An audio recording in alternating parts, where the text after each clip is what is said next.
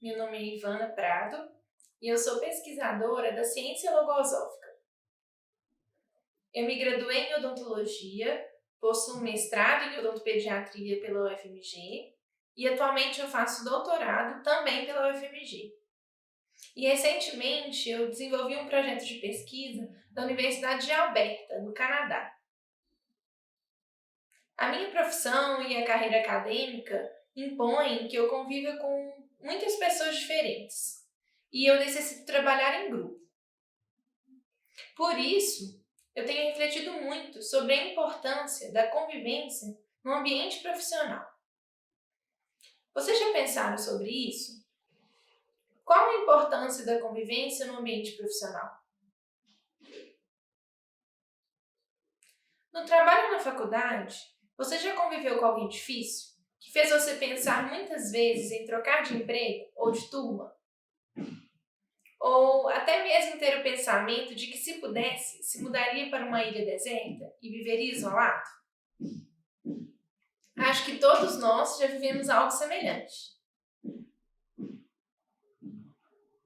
Diante dessas situações difíceis da convivência, eu sempre me pergunto: por que convivemos?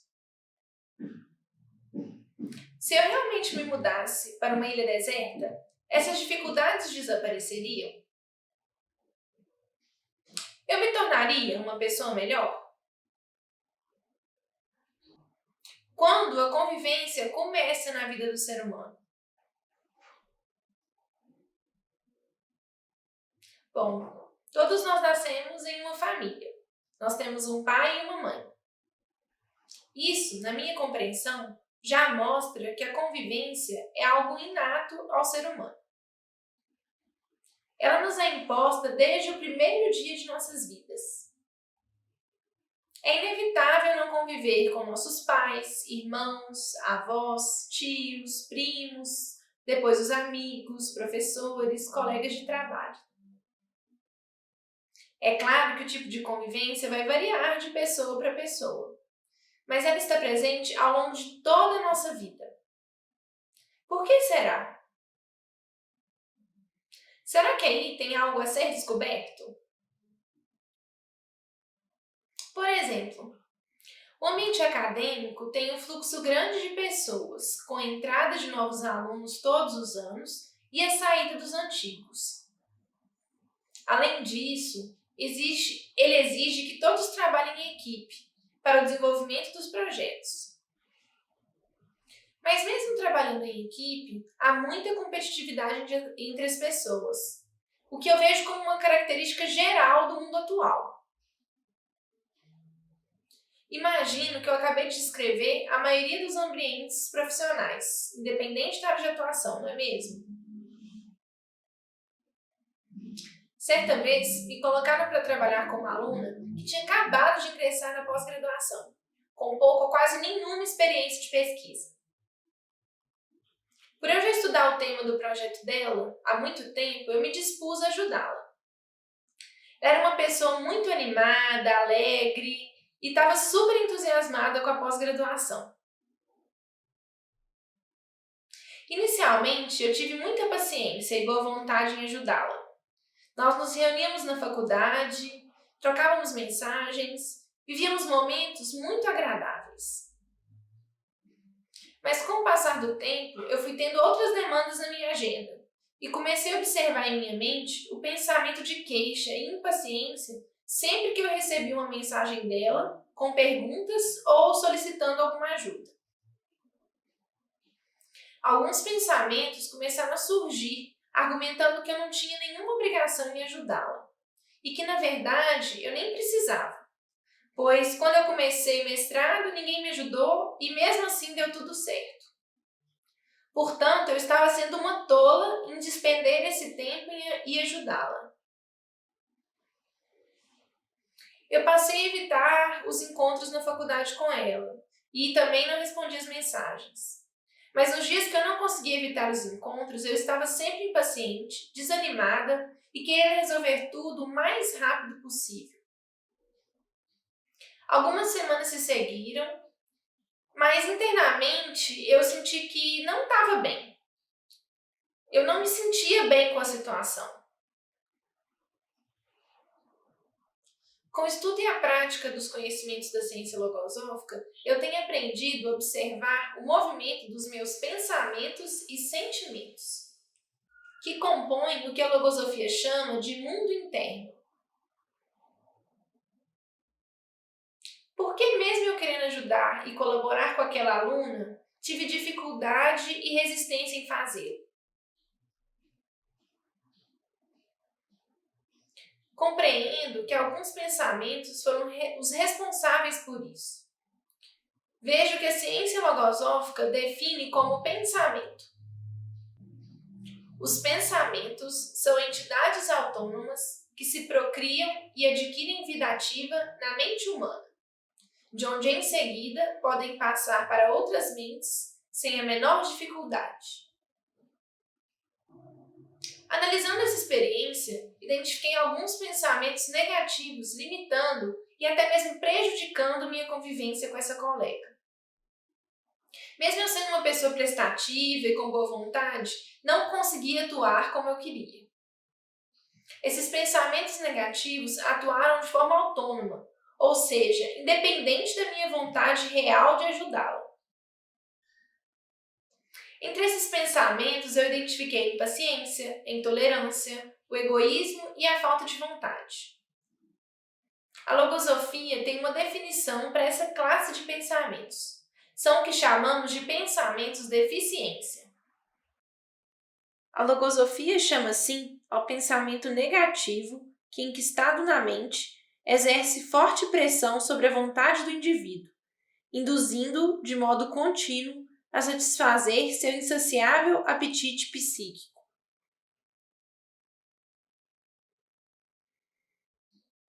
Ou seja, o pensamento deficiência é um pensamento negativo presente na nossa mente que exerce uma forte pressão, muitas vezes contrária à nossa vontade. Ao compreender essa realidade dos pensamentos e identificá-la na convivência com essa colega, surgiu para a minha vida uma nova oportunidade, a de aprender com o exemplo dela, sempre alegre, feliz e estimulada com nossos encontros. E também aprender o que tenho dentro de mim que pode ser aperfeiçoado. Ajudar ao outro não tira de mim o valor e o conhecimento que eu tenho, como o pensamento deficiência do egoísmo e a competitividade excessiva do ambiente acadêmico muitas vezes argumentam. Pelo contrário, ajudar ao outro permite que eu aprenda mais, observando o outro, outras formas de pensar e fazer algo.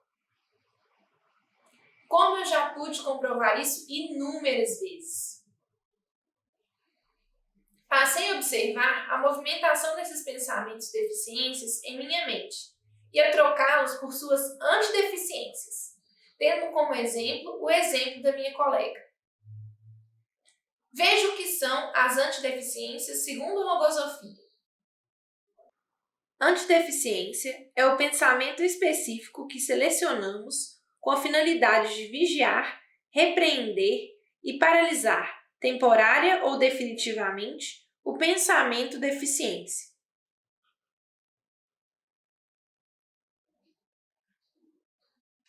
Passei a atuar com desprendimento, paciência inteligente e tolerância. As antideficiências do egoísmo, da impaciência e da intolerância. Após essas mudanças de pensamentos, nossa convivência melhorou muito, principalmente para mim. Passei a desfrutar com muito gosto os momentos vividos com aquela colega, que hoje é uma grande amiga. O quanto podemos aprender com o semelhante? O quanto eu posso ensinar ao semelhante? Como o ambiente profissional pode contribuir para que nos tornemos seres humanos melhores? É necessário buscar, então, todos os fragmentos de imperfeição que diminuem a figura humana. Se entre esses fragmentos forem encontrados alguns que suplantem até a própria figura, deverão ser destruídos pouco a pouco. Por exemplo, se um deles é o egoísmo, deverá ser combatido até que se consiga eliminá-lo e substituí-lo por algo útil para a existência e para os desígnios da criação. Tenho compreendido que a minha convivência com familiares e amigos envolve os nossos sentimentos de amor, gratidão, a amizade. De forma que essa convivência seja diferente da convivência no ambiente profissional. Em geral, mais frio e há um excesso de razão, que não dá espaço para os sentimentos se manifestarem. Além disso, muitas vezes não podemos escolher as pessoas com quem iremos trabalhar, o que nos obriga a conviver com pessoas diferentes de nós, com diferentes trajetórias, diferentes objetivos de vida e que talvez nunca conheceríamos se não fosse pelo trabalho. Vocês já refletiram sobre isso? Mas, justamente por envolver pessoas diferentes, o ambiente profissional pode se tornar também um ambiente hostil, excessivamente competitivo e frio. O que podemos então fazer para transformar o ambiente de trabalho em algo estimulante, agradável e de valor para as nossas vidas? Algo que nos leve também a gostar dos 5 dias úteis de trabalho na semana e não querer gostar apenas dos 2 dias de final de semana por não ter a convivência de trabalho. O ambiente de trabalho tem a possibilidade de se tornar um grande campo experimental para a vida do ser humano. Ou seja, o ambiente de trabalho é um ambiente onde cada um pode se conhecer, se observar, investigar a própria vida, com o objetivo de aprender e ser melhor. Isso significa encarar o ambiente profissional como uma oportunidade de investigar nosso mundo interno, através do contato que temos com pessoas diferentes. Pensando na experiência que relatei no início, talvez, se não fosse pela pós-graduação, eu jamais teria conhecido aquela colega. E talvez não teria tido a oportunidade de ver no exemplo dela uma forma melhor de atuar. E também identificar em mim aquelas deficiências. Se não fosse pela pós-graduação, eu também não teria tido a oportunidade de dar um exemplo de colaboração e desprendimento para meus colegas. Claro que essas oportunidades de aprimoramento acontecem também na convivência com a família e com os amigos. Mas na minha realidade, tenho compreendido que algumas coisas eu só vivo no ambiente profissional. Parece então que a convivência é uma via de mão dupla, na qual todos que convivem têm algo a aprender, mas também a ensinar. É como se toda a humanidade fosse um grande quebra-cabeças, onde cada indivíduo é uma peça que o completa.